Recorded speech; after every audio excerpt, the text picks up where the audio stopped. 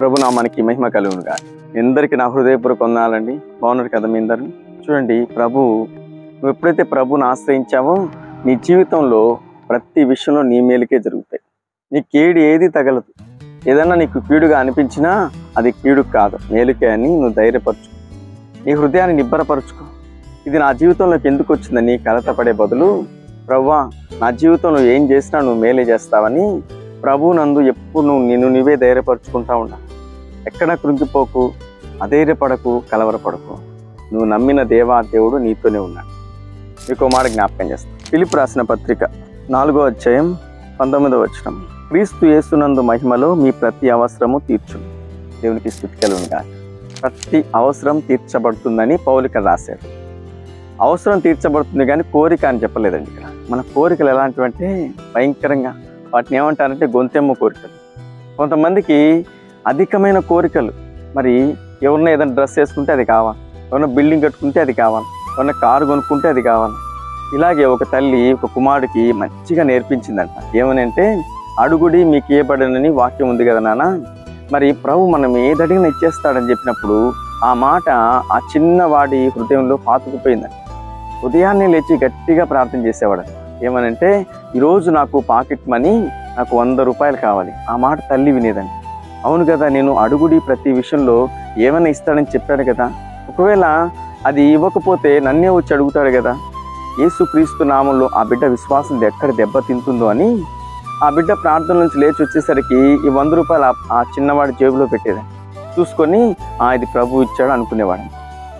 అలాగే రోజు రోజుకు కోరికలు పెరిగిపోతూ ఉన్నాయి. ఈరోజు నాకు 5 స్టార్ చాక్లెట్ కావాలి, ఈరోజు నాకు మంచి డ్రెస్ కావాలి, ఈరోజు నాకు సైకిల్ కావాలి అని రోజు రోజు కోరికలు పెరిగిపోతూనే ఉన్నాయి.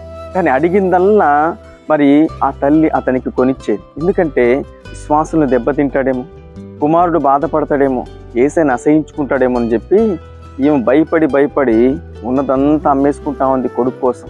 మెల్లగా బైక్ అడుగుతున్నాడు, మెల్లగా కారు అడుగుతున్నాడు. ఒకసారి ఏం ప్రార్థన చేశాడు తెలుసా? నేను ఒక అమ్మాయిని ప్రేమించాను ప్రభు, ఆ అమ్మాయికి ఆల్రెడీ పెళ్ళి అయిపోయింది, అయినా కూడా నాకు నచ్చింది, ఆ అమ్మాయితో నాకు వివాహం జరిగించు. ఈ మాట తల్లి వినేటట్టుగా ప్రార్థన చేస్తాడు. తల్లి గడగడగడ వణికిపోయింది. ఎందుకంటే ఈమె ఫస్ట్ నుంచి చెప్పి నేర్పించిన నేర్పే ఆ బిడ్డ హృదయంలో మొక్కలా చెట్టులా ఉండి ఇప్పుడు వృక్షమై పాతుకుపోయింది. మీ పిల్లలకి ఇలా చెప్పకండి. నీ అవసరం తీర్చే దేవుడే కానీ కోరికలు తీర్చే దేవుడు కాదని. కొంతమంది దురుద్దేశంతో అడుగుతూ ఉంటారు. ఇది ఇస్తావా లేదా అన్నట్టుగా పంతంతో అడుగుతూ ఉంటారు. వాళ్ళకి ఇచ్చావే, వాళ్ళు అది కట్టుకున్నారే, మరి నాకెందుకు నువ్వేవో, యేసయ్యని నమ్ముకున్నారు కదా అని కొంతమంది క్రోధంతో అడుగుతూ ఉంటారు. కానీ అది కాదండి. నీ అవసరం ఏదైతే ఉందో తప్పకుండా నీ జీవితంలో అవసరాలన్నీ తీర్చే దేవుడే కానీ కోరిక తీర్చబడదు. ఎందుకంటే మనిషి కోరికలు హద్దుంటుందండి, కోరికలు అంతే ఉండదు. కానీ నీ జీవితంలో ప్రభు ఉంటున్నాడు, నీ ప్రతి అవసరం నేను తీరుస్తాను. అది ఏ అవసరం ఉండాలా?